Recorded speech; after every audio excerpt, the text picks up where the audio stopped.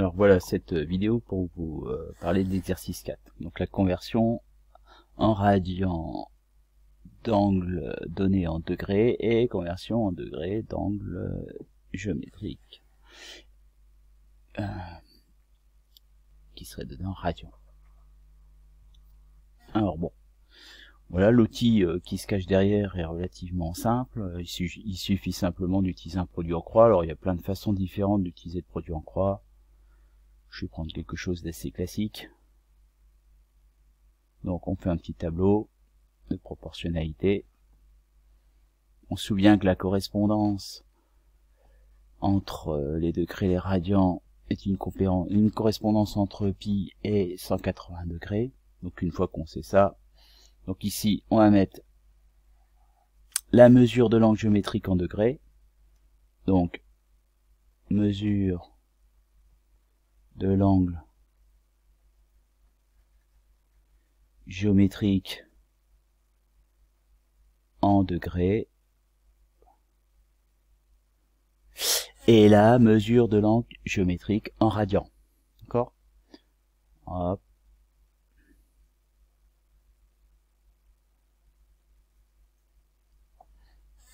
On installe notre correspondance, 180 degrés équivaut à pi radian, et ensuite on regarde notre exercice. On a besoin de convertir 162 degrés en radians et on a besoin de convertir 24 degrés en radians aussi. Donc on utilise un produit en croix. D'accord? Donc les deux diagonales sont égales en produit. On peut écrire directement que la valeur de x, c'est le produit des deux nombres sur une diagonale divisé par celui qui est tout seul. C'est assez pratique. Avoir un petit moyen mémotechnique pour s'en sortir. Comme ça, on gagne un petit peu de temps. Autrement, il faut écrire les deux produits. Donc 162 pi divisé par 180. Une petite simplification.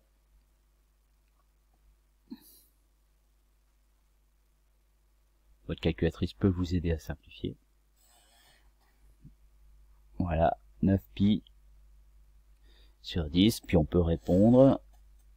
Donc 162 degrés correspond à 9 pi sur 10 radians. Bon, de la même façon, je vous donne la solution. 24 degrés va correspondre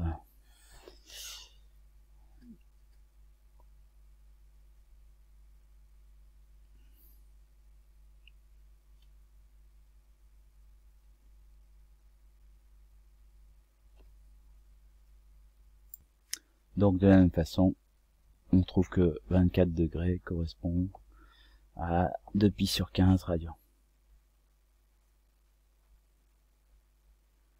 Voilà. Bon, pour le deuxième, écoutez, c'est la même chose. Enfin, c'est la même chose. On prend la même en tête de tableau, sauf qu'au lieu d'installer des angles en degrés, on va les installer ici en radians et on fait le calcul en degrés. Alors, je vais faire un copier-coller du tableau. De la même façon.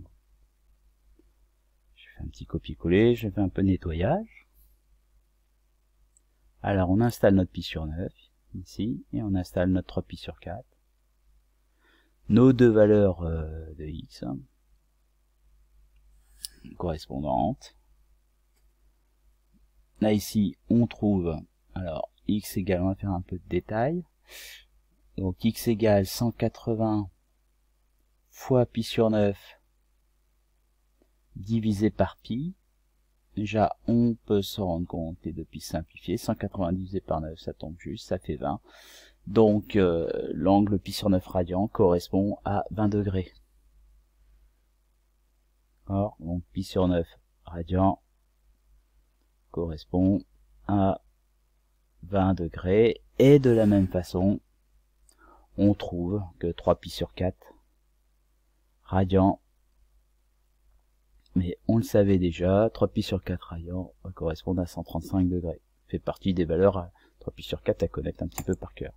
Voilà pour cet exercice méthode qui utilise la proportionnalité.